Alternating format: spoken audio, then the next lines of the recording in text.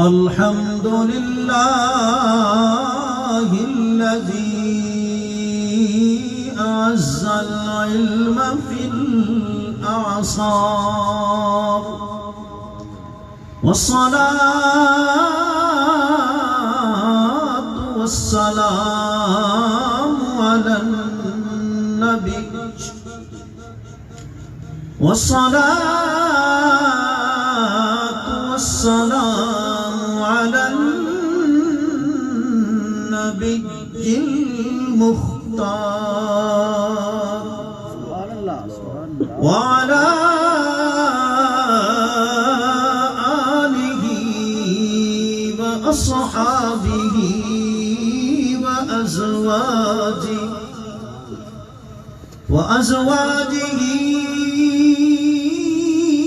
وأهل بيته وأهل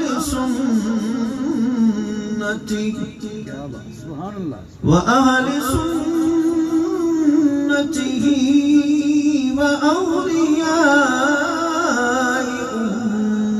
أمته أجمعين. أما بعد فأعوذ بالله من الشيطان الرجيم. بسم الله الرحمن الرحيم. لقد جاءكم رسول من أنفسكم عزيز عليه ما عنتم حريص عليكم بالمؤمنين رؤوف رحيم. آمنت بالله صدق الله العظيم وصدق رسوله النبي الكريم الأمين. ببركته إن الله وملائكته يصلون على النبي يا أيها الذين آمنوا صلوا عليه وسلموا تسليما. تمام احباب خدائے عقیدت، الصلاة والسلام علیکہ یا سیدی یا رسول اللہ وعلا آلک واصحابک یا سیدی یا نور اللہ. الصلاة والسلام علیکہ یا سیدی یا خیر خلق اللہ وعلا آلک واصحابک یا سیدی یا خاتم النبیین.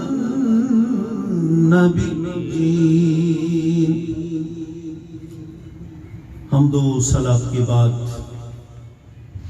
اللہ رب العزت جل جلالہ و عم نوالہ وعظم شانہ و تم برہانہ کا بے حساب انگنت لا تعداد اور بے شمار شکر ہے کہ ہم سب گناہگاروں سے اکاروں کو اس عظیم الشان محفل میلاد مصطفیٰ صلی اللہ علیہ وآلہ وسلم میں شریک ہونے کی توفیق بخشی. اللہ رب العزت کی بارگاہ میں دعا ہے کہ اللہ تعالیٰ اس محفل پاک کو اپنی بارگاہ میں مقبول و منظور فرمائے. ذہن میں رکھیں کہ حضور کا ذکر پوری کائنات میں آپ کا ہماری محفلوں کا محتاج نہیں.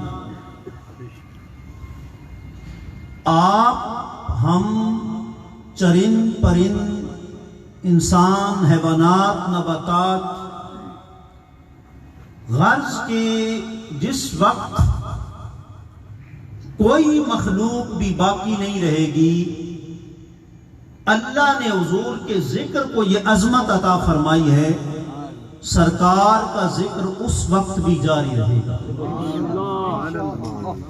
آپ کے ذکر کو روکنے والے مٹ جائیں گے لیکن ذکر مصطفیٰ صلی اللہ علیہ وآلہ وسلم دن بدن بڑھتا جائے گا۔ اس لیے اعلیٰ حضرت امام اہل سنت نے فرمایا مٹ گئے مٹتے ہیں مٹ جائیں گے ادا تیرے، مٹ گئے مٹتے ہیں مٹ جائیں گے ادا تیرے، نہ مٹا ہے نہ مٹے گا کبھی چرچا تیرا۔ سرکار کا ذکر انشاءاللہ العزیز دن بدن بڑھ رہا ہے اور بڑھتا چلا جائے گا۔ کسی کی دبانے سے کسی کے روکنے سے یہ ذکر جمیل کبھی بھی نہیں رکے گا، بلکہ جس وقت یہ جملہ ذرا قابل غور ہے، بلکہ جس وقت اللہ تعالیٰ کا ذکر بھی ختم ہو جائے گا سرکار کا ذکر پھر بھی باقی رہے گا۔ کیوں جی؟ جس وقت اللہ رب العزت کا ذکر، یار بولو تانوں ڈر کا دلیل میں دینی تسی کہدے سے ڈر کے بیٹھے، دلیل تو میں دینی میں سمجھانا تسی کہدے سے ڈر رہے، اسی کوئی شرکی ہے یا کفری ہے جملہ تو نہیں کیا۔ اللہ رب العزت نے خود فرمایا وَرَفَعْنَا لَكَ ذِكْرَكَ، محبوب اسی تواڈے ذکر نو بلند کر چھڈیا، تے جس ذکر نو رب بلند کرے انہوں پھر کون مٹا سکتا ہے، کون ختم کر سکتا ہے؟ یہ جملہ کیا ہے جی؟ جدو بولو بھائی، اللہ رب العزت کا ذکر جب ختم ہو جائے گا سرکار کا پھر بھی ذکر جائے گا، کیونکہ کوئی بھی کام ہے نا، کام کرنے والے کے بغیر نہیں ہوتا۔ کوئی بھی کام ہے، کوئی بھی ورک ہے، کوئی بھی فعل ہے، کام کرنے والے کے بغیر نہیں ہوتا۔ اگر کوئی کام ہے تو اس کو کام کرنے والا ضرور ہے۔ اللہ کا ذکر بھی ہے، حضور کا ذکر بھی ہے، لیکن اللہ کا جو ذکر ہے، آپ ہم جتنی کائنات میں مخلوقات ہیں ساری اللہ کا ذکر کرتی ہیں، لیکن وہ فرماتا ہے ایک وقت وہ آئے گا ساری مخلوق ختم ہو جائے گی۔ کل من علیہا فان وَيَبْقَى وَجْهُ رَبِّكَ ذُو الجلال والإکرام، فرمایا ایک وقت وہ آئے گا کہ فقط میری ذات باقی رہ جائے گی۔ ذرا غور کریں، اللہ کا ذکر کرنے والے انسان ہیں، حیوانات ہیں، غرض کی دنیا میں جتنی مخلوقات ہیں ہر چیز اللہ کا ذکر کرتی ہے، لیکن ہے مخلوق، اور مخلوق ایک دن ختم ہو جائے گی، اور اس مخلوق کو پیدا کرنے والا کبھی ختم نہیں ہوگا۔ اور وہ فرماتا ہے کہ ان اللہ و ملائکتہ یصلون علی النبی، ہمیشہ میں بھی اور میرے فرشتے بھی حضور کی ذات پر درود و سلام بھیجتے رہیں گے۔ معلوم ہوا کہ جب کیا کہتے ہیں، جب تک مخلوق تھی تو رب کا ذکر تھا، اور ذکر کرنے والی مخلوق جب مٹ گئی تو رب کا ذکر ختم ہو گیا، لیکن سرکار کا ذکر صرف مخلوق نہیں کرنے والی، وہ خود خالق بھی سرکار کا ذکر کرنے والا ہے۔ وہ خالق باقی ہے تو ذکر مصطفیٰ ہمیشہ باقی ہے، اس لیے سرکار کا ذکر پاک ہمیشہ باقی رہے گا۔ ذرا قابل توجہ بات ہے، 11 بجے انشاءاللہ العزیز 11 بجے تک ہم نے مکمل فارغ ہو جانا ہے، اس لیے آپ بڑے ذوق کے ساتھ توجہ کے ساتھ جو ہے وہ بیٹھیں۔ 7 گھنٹے ہیں، انشاءاللہ صبح کی سارے بھائی باجماعت نماز پڑھیں گے۔ ذرا آپ نے ساری باتیں توجہ سے سماعت کرنی ہیں۔ اگر یہ مطلب ہے کہ اسپیکر اچھا چل رہا ہے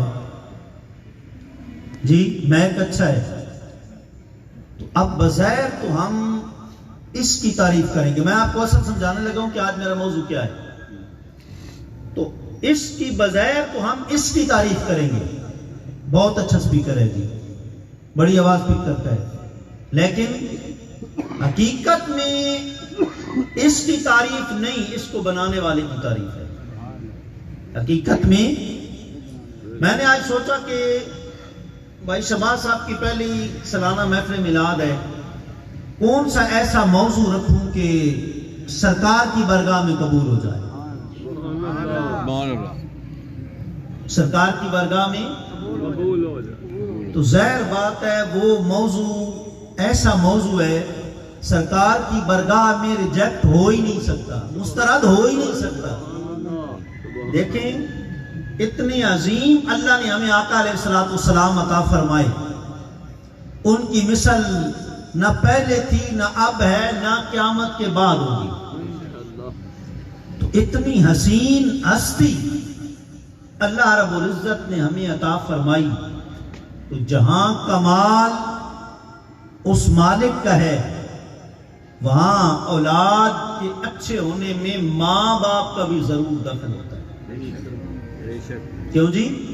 اولاد اگر اچھے کام کرتی ہے نا تو کہتے ہیں پیچھے بھی کوئی ہے. ماں باپ ہیں، اساتذہ ہیں، پیر و مرشد ہیں، کوئی نہ کوئی پیچھے ہے. تو ظاہر ہے سرکار دنیا میں تشریف لائے تو سرکار کے ہم تک پہنچنے پر اللہ نے احسان جتلایا، لیکن یہ کمال حضور کی والدہ ماجدہ حضرت سیدہ آمنہ سلام اللہ علیہا کا ہے، حضور کے والد گرامی حضرت سیدنا عبداللہ رضی اللہ تعالی عنہ کا ہے. ذرا غور کریں، اللہ تعالیٰ فرماتا ہے لَقَدْ جَاءَكُمْ رَسُولٌ مِّنْ أَنفُسِكُمْ. ظاہر بات ہے ہم حضور کے ماں باپ کا ذکر کریں گے تو حضور کی بارگاہ میں ریجیکٹ تو نہیں ہوگا نا. کیوں جی؟ حضور کے والدین کریمین کا جب ہم ذکر کریں گے تو اور کوئی ذکر حضور کی بارگاہ میں اگر مسترد بھی ہوتا ہے، حضور کے ماں باپ کا ذکر انشاءاللہ مسترد نہیں ہوگا، بالکل مسترد نہیں ہوگا. جی اللہ رب العزت فرماتا ہے لَقَدْ جَاءَكُمْ رَسُولٌ مِّنْ أَنفُسِكُمْ. البتہ تحقیق مومنوں میں نے تمہاری طرف عظیم رسول بھیجا. من انفسکم، ایک قرأت ہے من انفسکم اور ایک ہے من انفسکم. ان میں سے عظیم رسول تمہیں عطا کیا جو تم ساری کائنات میں سے نفیس ترین ہستیاں ہیں. ساری کائنات سے حسین تر، خوبصورت تر اور نفیس تر ہستیاں ہیں. اور وہ کون ہیں؟ مخدومہ کائنات حضرت سیدہ آمنہ سلام اللہ علیہا ہیں اور آپ کے والد گرامی حضرت سیدنا عبداللہ رضی اللہ تعالی. اور اللہ رب العزت اپنے محبوب کو مخاطب کر کے فرماتا ہے وَلَسَوْفَ يُعْطِيكَ رَبُّكَ فَتَرْضَىٰ. محبوب میں آپ کو اتنا نوازوں گا، اتنا عطا کروں گا، جب تک آپ راضی نہیں ہوں گے میں عطا کرتا جاؤں گا، میں عطا کرتا جاؤں گا. ذرا غور کرنا، یہ آیت اس کا ترجمہ تو آپ نے سنا ہوگا، لیکن اس کا مطلب کیا ہے؟ علامہ علوسی فرماتے ہیں اس کا مطلب یہ ہے من رضاء محمد صلی اللہ علیہ وسلم اللہ يدخل احد من اہل بیتہ النار.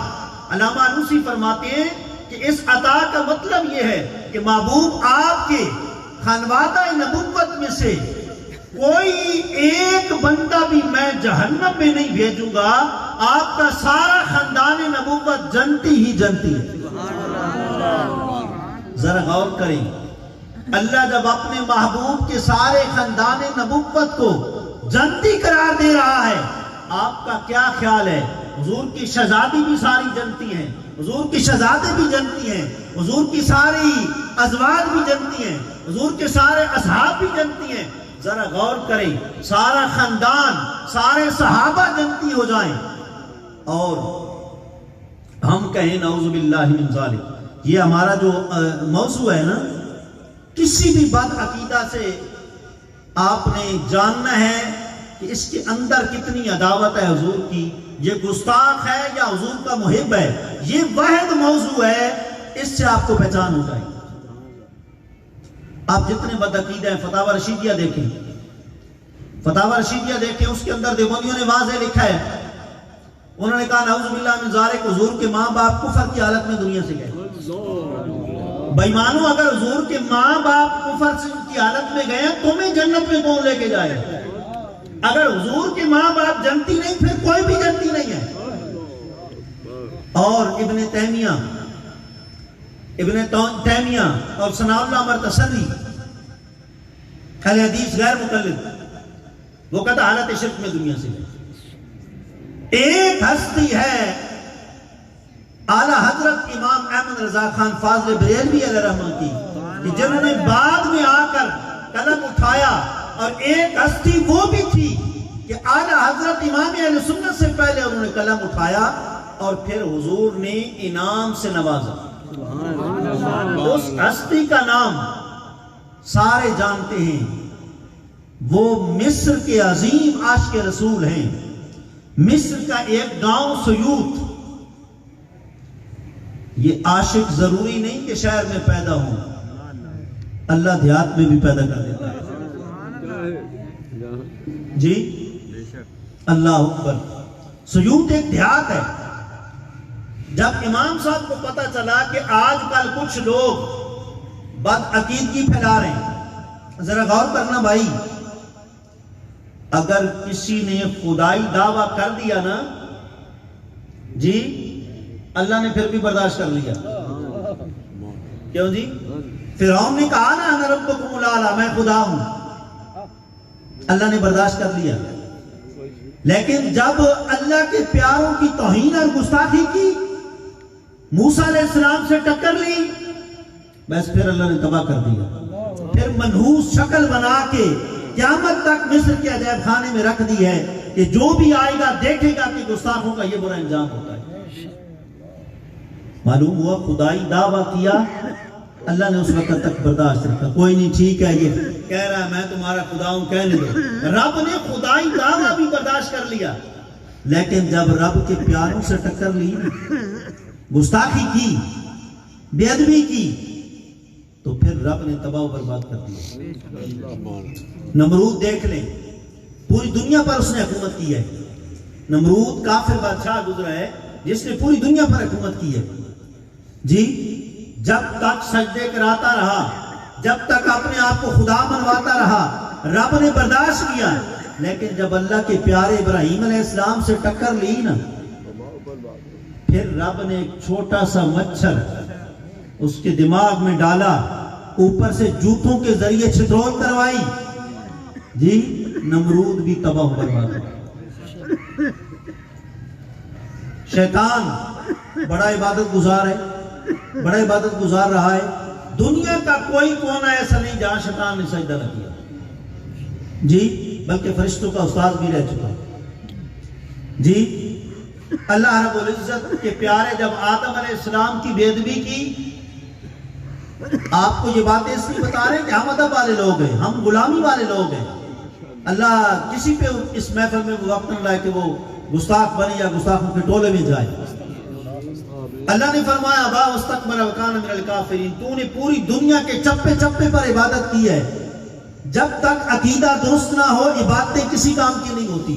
نماز ہو، روزہ ہو، حج ہو، زکات ہو، جب تک عقیدہ درست نہیں، ساری زندگی ساری دنیا کے کونے کونے میں عبادت کرتے رہیں.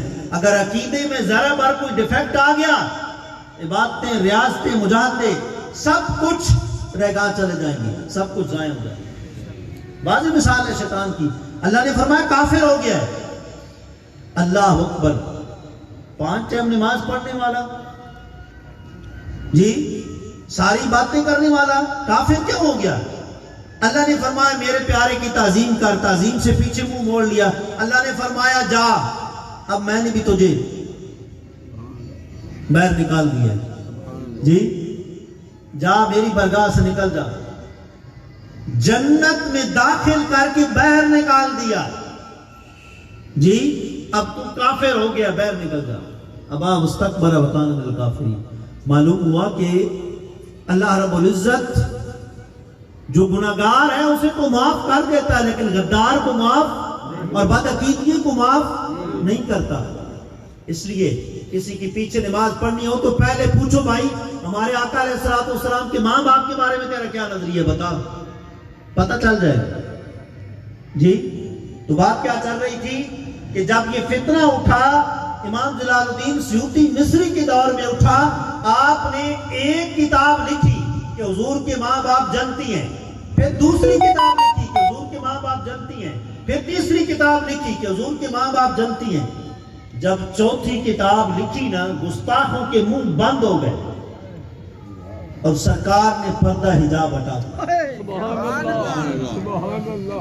سرکار نے اپنا دیدار کرا دیا. من رانی فقد رأى الحق. سرکار نے فرمایا جس نے مجھے دیکھا اس نے حق کے جلوے دیکھے. فرمایا کہ من رآنی لم تمسسہ النار ابدا. جس خوش نصیب نے میرا دیدار کیا وہ جہنم کی آگ اسے کبھی بھی نہیں چھوئے گی.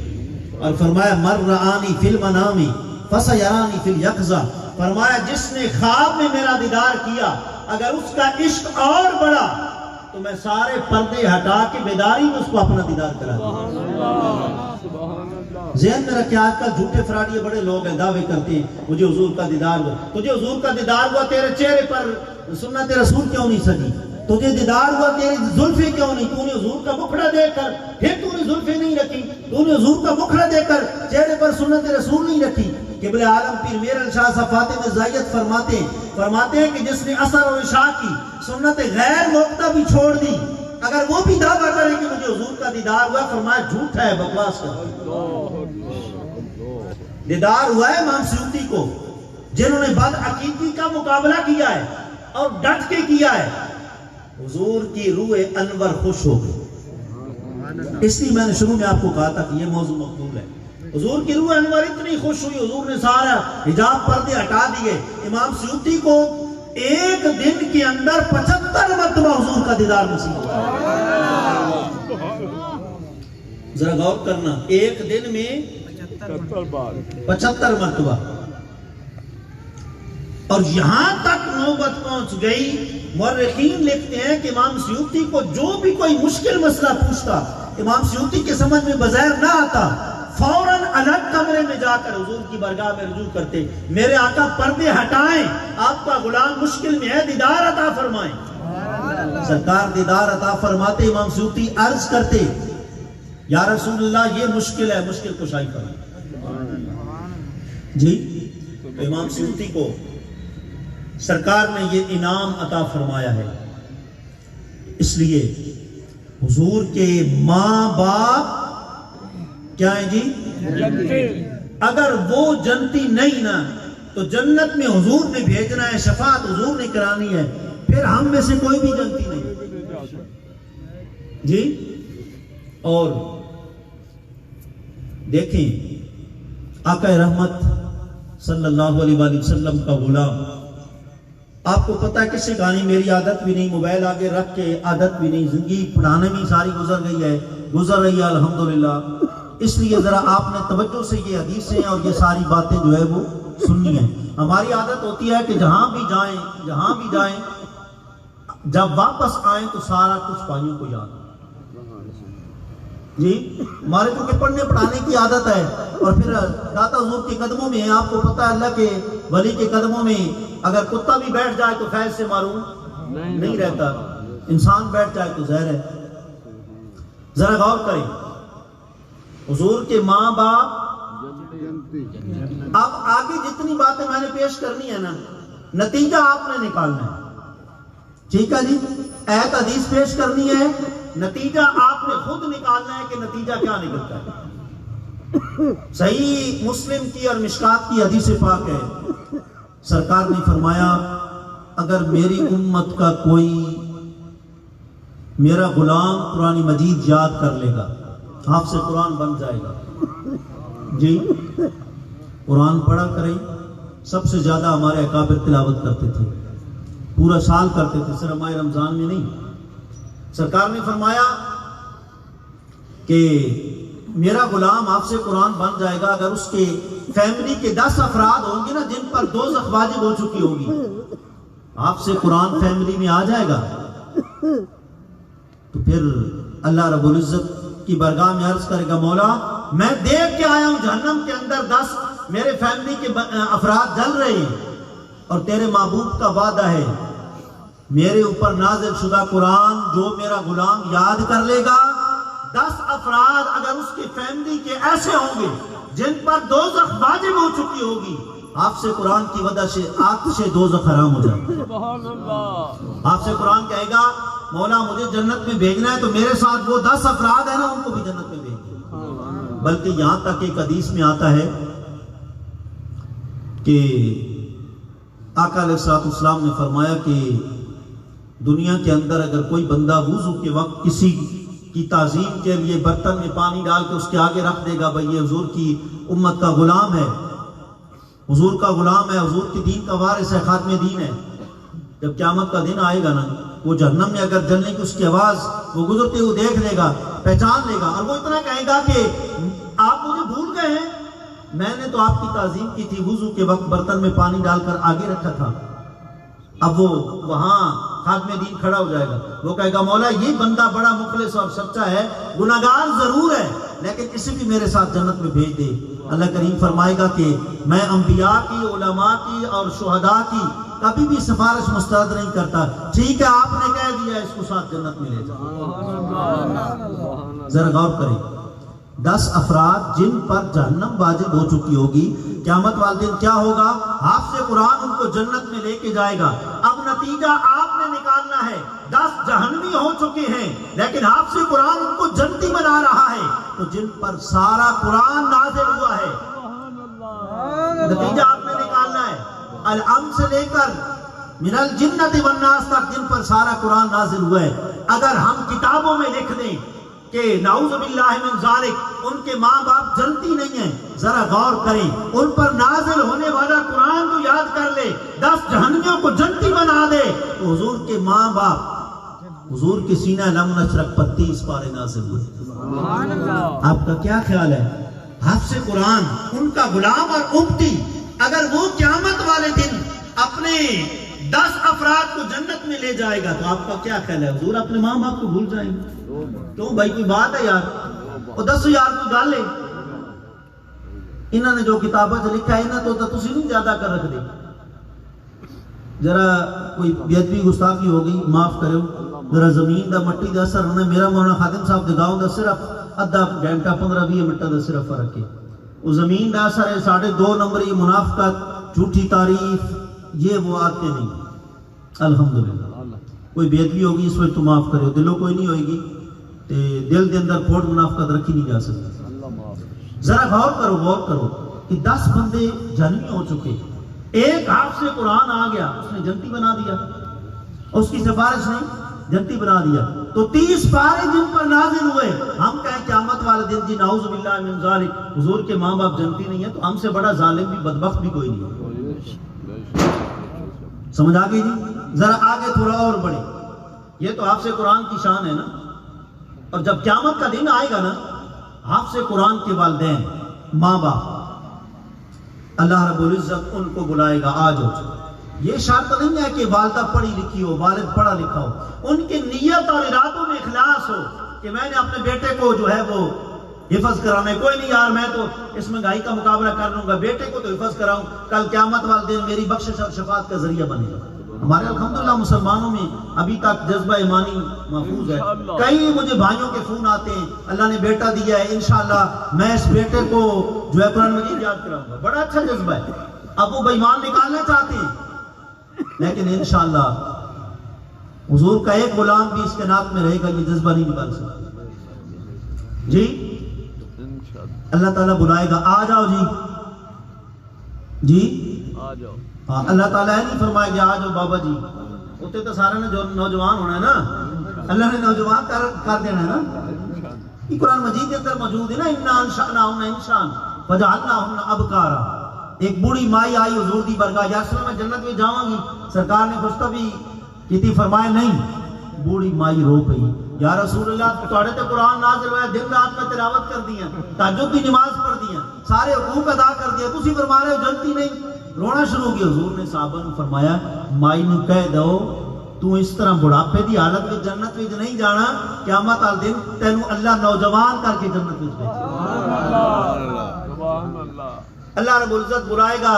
یہ حافظ قرآن ہے، یہ نام ہے، نام بھی اچھے رکھا کریں، انگریزوں کے نام پر نام نہ رکھے کریں، کل شرمندگی ہوگی قیامت والے دن. اللہ تعالیٰ بلائے گا فلاں فلاں آ جاؤ، والد والدہ دونوں آئیں. جیسے یہاں عزت ملتی ہے نا، جیسے یہاں عزت ملتی ہے، دستار بندی ہوتی ہے نا، عزت ملتی ہے. جی بیٹوں کو اچھا قرآن مجید پڑھائیں، صرف قرآن نہیں قرات بھی پڑھائیں، اور کاروباری قرات 40 دن والی نہ پڑھائیں، قرات سبا پڑھائیں، پورا کورس کرائیں. اہل سنت کو ضرورت ہے قرات سبا کی. 5 سال کم از کم قرات پڑھائیں تاکہ قرآن بچہ پڑھے تو پھر مزہ آ جائے. جتنا خوبصورت پڑھے گا قیامت والے دن اللہ کی برگاہ میں زیادہ عزت ہوگی.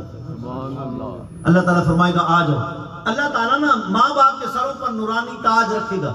انہوں نے کہا اچھے ارادے رکھ کے بیٹوں کو قرآن یاد کرایا ہے. نورانی تاج رکھا جائے گا. اور حضور نے نقشہ بیان کیا البس والداہ تاج یوم القیامت ضوءہ احسن من ضوء الشمس. فرمایا قیامت کا دن آئے گا ماں باپ کے سروں پر اللہ ایسا نورانی تاج رکھے گا. یہ ایک سورج ہے پوری کائنات میں روشنی بکھیر رہا ہے. سرکار فرماتے ہیں قیامت والے دن وہ نورانی تاج ایسا ہوگا کہ سورج سے بھی زیادہ اس کی روشنی ہوگی. ذرا نتیجہ آپ نے نکالنا ہے. یہ حضور کے امتی اور حضور کے غلام حافظ قرآن کے والدین کا یہ مقام ہے. تو جن کے سینہ علم نشرت پر 30 پارے نازل ہوئے ان کے والدین کریمین کا کیا مقام ہوگا. ذرا آپ غور کریں. حضور کی شہزادی کس شان سے خاتون جنت قیامت والے دن آئیں گی. 70,000 ملائکہ کے جھرمٹ میں تشریف لائیں گی. کہا جائے گا سروں کو نیچے کر لو, سروں کو نیچے کر لو. آج حضور کی شہزادی آ رہی ہے. جن کی شہزادی کا یہ مقام ہے ان کے ماں باپ کا کیا حالت ہوگا. اللہ اکبر. ذرا غور کریں. ماں باپ ساروں کی اللہ بہتر کرے. حضور کی برگاہ میں جو بھی صحابی آتا تھا نا ایک جملہ کہتا تھا فداک ابی و امی یا رسول اللہ. اے میرے آقا میرے ماں باپ آپ پر قربان جائیں. یہ جملہ صحابہ کہتے تھے تاکہ حضور کو ذرا بار کوئی شک شبہ بھی نہ رہے کہ ان کے ماں باپ تو گھر میں بیٹھے ہیں, یہ تو میری بارگاہ میں موجود ہیں.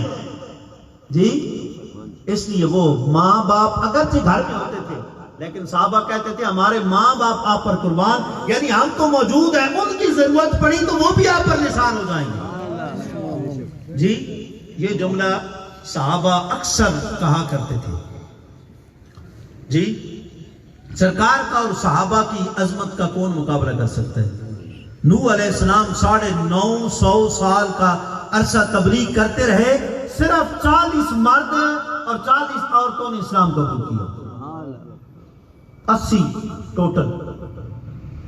لیکن سرکار ایک جنگ سے واپس آ رہے ہیں, تنعیم پہاڑ کے اندر سے گزرے, 80 کافر چھپے ہوئے تھے کہ میں نے نعوذ باللہ من ذالک کہ ہم نے ان کو قتل کرنا ہے. حضور پر حملہ کے لیے تیار تھے. جب حضور گزرے نا نورانی چہرہ دیکھا, حضور کی نظر اوپر پڑ گئی. صحابہ لے آئے حضور کی برگاہ میں, حضور کی برگاہ میں آئے, حضور کا چہرہ دیکھا تو اسی وقت 80 کے 80 ایک منٹ میں 80 کے 80 حضور کے غلام بن گئے. پھر آپ اندازہ کر لیں نوح علیہ السلام 950 سال گزار کے 80 افراد پیدا کریں اور سرکار کی ایک نگاہ میں 80 مسلمان ہوتے. ذرا آپ غور تو کریں. تو صحابہ کیا کہتے تھے فداک ابی و امی یا رسول اللہ, میرے ماں باپ آپ پر قربان جائیں. لیکن ذرا غور کرنا یہی جملہ ایک خوشبخت صحابی جن کا نام بھی خوشبختی والا ہے اور وہ نام تو اب پوری دنیا میں ہی گونج چکا ہے, وہ نام ہے سعد. حضرت سعد رضی اللہ تعالیٰ عنہ تیر سے ترکش سے تیر نکالتے اور پھینکتے جاتے, کافر کو تیر لگتے جاتے. جب حضور نے دیکھا نا حضور خوش ہوئے. حضور کے گستاخوں کے خلاف جی حضرت سعد نے کیا کیا, تیر پھینکے. حضور نے فرمایا یا سعد فداک بی و امی ارمے.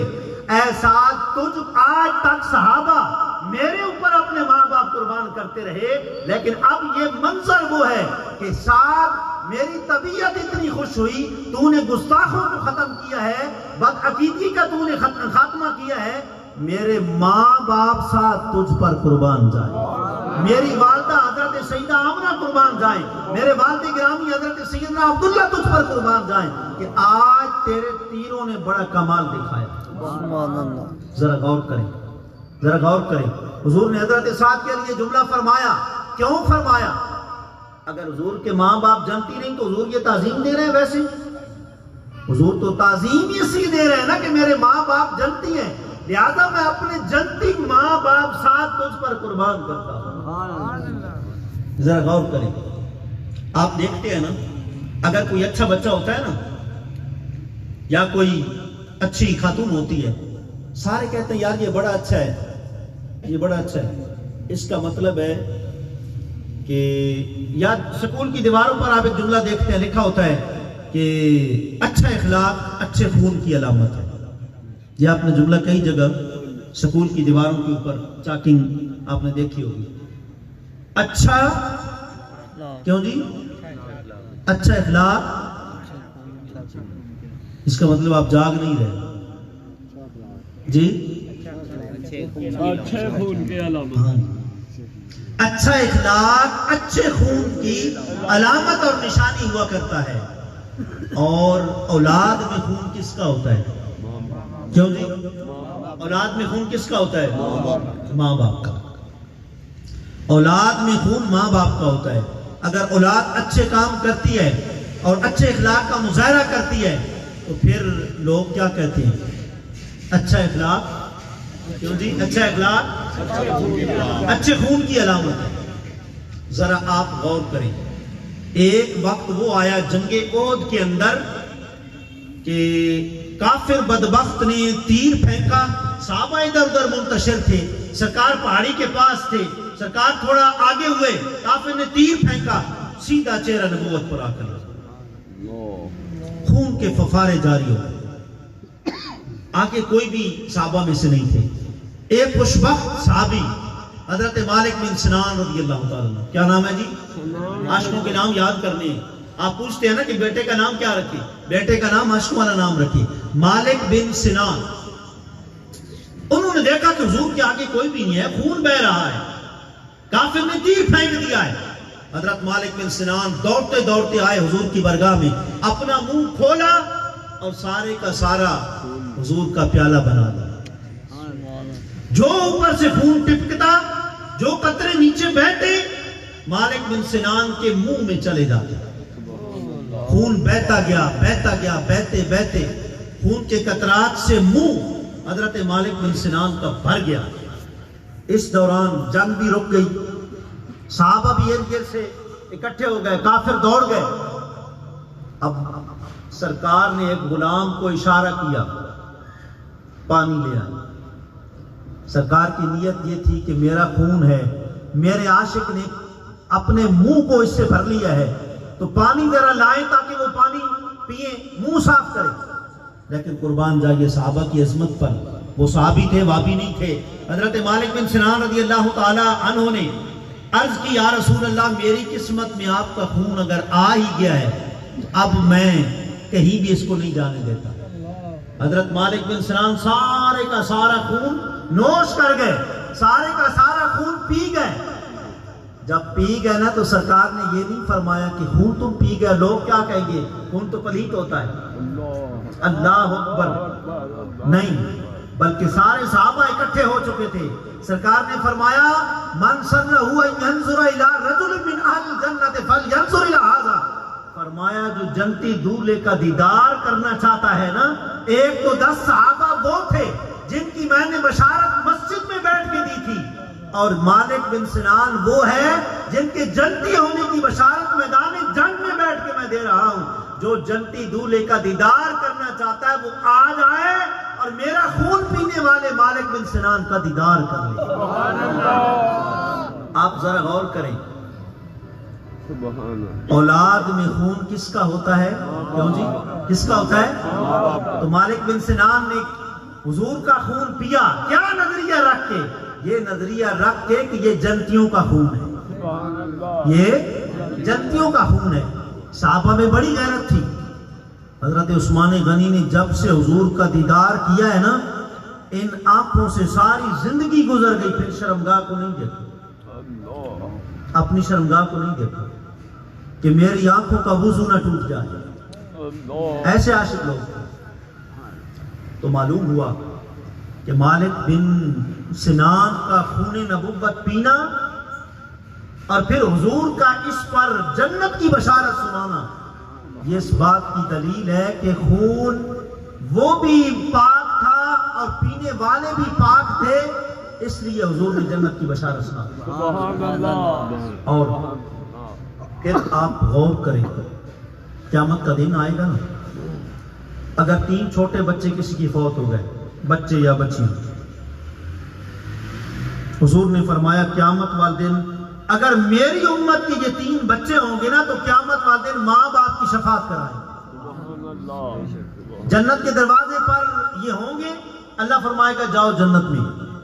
یا رب العالمین تیری جنت کو ہم نے کیا کرنا ہے، ہمارے ماں باپ تو پیچھے جنت میں آئیں گے۔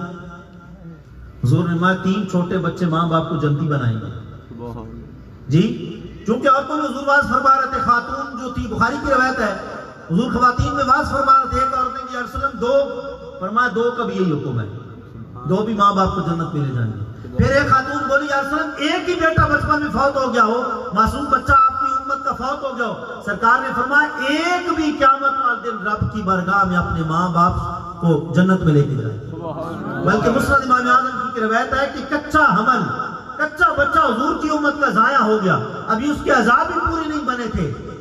حضور نے فرمایا قیامت والے دن اللہ اس کو بھی مکمل ایک جسامت دے گا، اور اللہ جب اس کو کہے گا کہ تو گناہوں سے پاک ہے جنت میں چلا جا، وہ کہے گا میرے ماں باپ تو پیچھے ہے نا، ماں باپ آگے آئیں گے مولا تو جنت میں۔ حدیث کے الفاظ ہے کہ چھوٹا بچہ بھی رب سے جھگڑا کرے گا، حضور کی امت کا ہے نا، پیار ہے نا، مولا میرے ماں باپ کو جنت میں بھیجے گا تب میں جنت میں جاؤں گا۔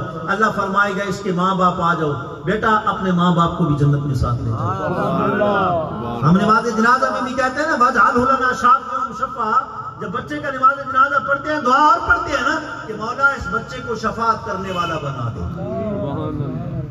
اب وہ بچہ خود تو معصوم ہے، خود تو معصوم ہے نا، گناہوں سے پاک ہے، اس نے تو ابھی وہ عبادت والی عمر ہی نہیں پائی، لیکن کیا ہوگا قیامت والے دن وہ شفاعت کرائے گا۔ ذرا یار غور کریں، حضور کی امت کے چھوٹے چھوٹے بچے ہوں، کچے بچے ہوں، 1-2 بچے ہوں، ماں باپ کو وہ جنتی بنا لیں، اور جو سارے نبیوں کے سردار ہوں، جو سارے نبیوں کے سردار ہوں، قیامت والے دن جن کو مقام محمود ملے گا۔ مقام محمود کیا ہے؟ سب سے اونچا مقام، سب سے اونچا مقام، جس کی ہم ہر دن اذان کے بعد 5 مرتبہ دعا کرتے ہیں، وَبَعَثْ مَقَامًا مَحْمُودًا الَّذِي وَعَدتَّ، مولا ہمارے آقا علیہ السلام کو مقام محمود عطا فرما دے جس کا تو نے وعدہ کیا ہوا ہے جی۔ سارے نبی نیچے، سرکار سب سے اونچے، سامنے رب کی ذات ہوگی، سرکار کا سارے دیدار کا ہوگا۔ آپ اندازہ تو کریں کیا عالم ہوگا، کس طرح ان بدبختوں نے حضور کے ماں باپ کے اوپر حملہ کر دیا کہ حضور کے ماں باپ جنتی ہیں، نعوذ باللہ من ذالک۔ ذرا غور کریں، نتیجہ آپ نے نکالنا ہے، نتیجہ آپ نے نکالنا ہے۔ علامہ علوسی ایک اور بات بڑی معنی افروز لکھتے ہیں تفسیر روح المعانی کے اندر، بس 5 منٹ رہ گئے، ختم ہونے والی ہے محفل۔ آپ فرماتے ہیں کہ جن جن جانوروں نے اللہ کے پیاروں کی تعظیم کی ہے، اصحاب کہف کا کتا، غور کرنا، اصحاب کہف کا کتا، اور صالح علیہ السلام کی اونٹنی، اور حضور جس اونٹنی پر سواری کرتے تھے وہ، فرمائے یہ سارے جانور ہیں، اور یونس علیہ السلام جس مچھلی کے پیٹ میں رہے وہ، فرمائے یہ ہیں سارے جانور، لیکن قیامت والے دن اللہ ان کو جنت میں بھیج دے گا، اسپیشلسٹ ان کو جنت میں بھیجا جائے گا۔ آپ فرماتے ہیں کیوں؟ اللہ فرمائے گا مجھے ان سے پیار اس لیے ہوا ہے کہ انہوں نے میرے پیاروں کی خدمت کی ہے۔ ذرا غور کرنا، جانور اگر پیاروں کی خدمت کریں وہ جنتی بن جائیں، اور حضور کی امی جان جنتی نہ ہو، حضور کے والد گرامی جنتی نہ ہو، یہ کیسے ہو سکتا ہے؟ ذرا غور کریں، وہ جانور جنتی ہو جائے۔ اچھا ذرا غور کرنا، حضرت یونس علیہ السلام کا ذکر قرآن میں موجود ہے، 23ویں پارے میں موجود ہے۔ آپ ایک مچھلی کے پیٹ میں رہے، کتنا عرصہ رہے گی؟ کتنا عرصہ؟ کوئی زیادہ سال نہیں، صرف 40 دن بس، 40 دن۔ یونس علیہ السلام مچھلی کے پیٹ میں 40 دن رہے۔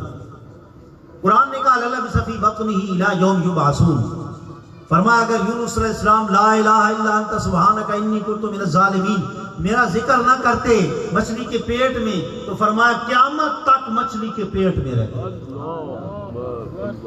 یونس علیہ السلام نے لا الہ الا انت سبحانک انی کنت من الظالمین پڑھا جی، اللہ کریم کو یہ آیت بڑی پسند آئی، انی کنت من الظالمین، نبی ظالم نہیں ہوتا، لیکن یہ اللہ کی بارگاہ میں عاجزی ہے، اللہ نے کرم فرمایا، یونس علیہ السلام مچھلی کے پیٹ سے باہر آ گیا۔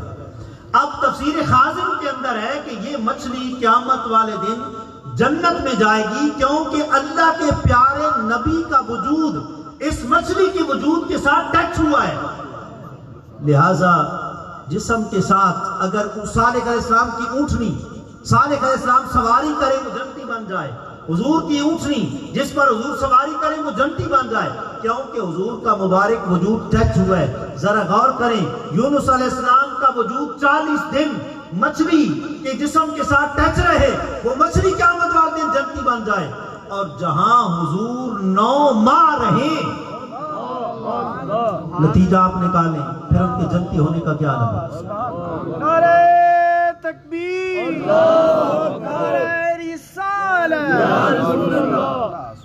ٹائم بھائی تھوڑا. اب ذرا غور کریں، حضور اب جہاں آرام فرما رہے ہیں، یہ میری بات نہیں ہے، قاضی اعجاز مالکی نے لکھی ہے، آج بھی کتابوں میں موجود ہے، کتاب الشفا بتعریف حقوق المصطفیٰ. قاضی اعجاز مالکی فرماتے ہیں سارے علماء کا اس بات پر اتفاق ہے، حضور کا وجود نبوت جہاں آج ہے روضہ اطہر کے اندر گنبد خضرا کے نیچے، حضور کا جہاں وجود نبوت آج ہے، وہ جو ارد گرد جتنے ٹکڑے ہیں نا، جتنا حصہ ہے حضور کا مبارک بدن، کتنے خوش نصیب وہ ٹکڑے ہیں، وہ کتنی خوش نصیب سرزمین ہے. حضور کا وجود نبوت ساتھ ٹچ ہے.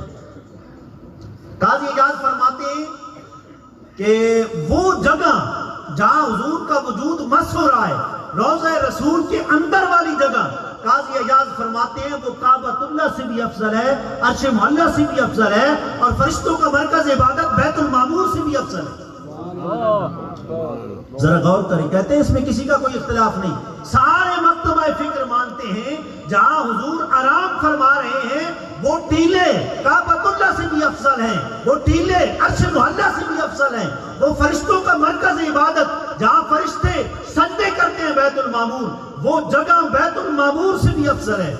فرماتے ہیں ذرا غور تو کرو، ذرا غور تو کرو، حضور کا جہاں وجود نبوت دنیا سے پردہ کر جانے کے بعد ٹچ ہو جائے، اس جگہ کو اتنا مقام مل جائے، اتنا رتبہ اور عظمت مل جائے کہ وہ کعبۃ اللہ ہو یا عرش معلیٰ ہو یا بیت المعمور ہو، ہر ایک سے وہ افضل ہو جائے. تو جہاں حضور 9 ماہ رہے اس شکم اقدس کا کیا عالم ہوگا. جہاں حضور 9 ماہ رہے اس شکم اقدس کا کیا عالم ہوگا. حضرت مخدومہ کائنات کے جنتی ہونے کا کیا عالم ہوگا. جی اس لیے یہ موضوع ایک بہت اہم موضوع ہے اور یہ نہ ختم ہونے والا ہے. مجھے یاد ہے پچھلے سال کہ اس سے پچھلے سال بڑے عاشق لوگ تھے، بڑی محفل سجی تھی، مجھے بھی پتہ نہیں چلا، ان کو بھی نہیں پتہ چلا، 4 گھنٹے گزر گئے سب. اب اس لیے نہیں پتہ چلتا کہ 5-6 گھنٹے تو ہمیں روزانہ پڑھانا ہوتا ہے نا، آپ کو پتہ ہی ہے ہمارا تدریس کا سلسلہ ہی ایسا ہے، روزانہ پڑھانا ہوتا ہے، بولنا ہوتا ہے، اس لیے پتہ نہیں چلتا. اللہ تعالیٰ دراز عمر بالخیر دے مالک، آمین، ایمانہ دی حفاظت کر دے. تو بہرحال یہ موضوع ایسا ہے کہ ختم ہونے والا نہیں، لیکن چونکہ ہماری وہ عادت نعت خوانوں والی نہیں ہے کہ ہر شعر پہ کہتے ہیں جی آخری شعر ہے اور اس کے بعد پھر 10-20 منٹ آدھا گھنٹہ لگا دیتے ہیں. آپ کو 11 کہا تھا، 11ویں والے کا مہینہ ہے جی، اور 11 بھی بچ چکے ہیں اور ہماری محفل بھی ختم ہو چکی ہے. وآخر دعوانا الحمدللہ رب العالمین.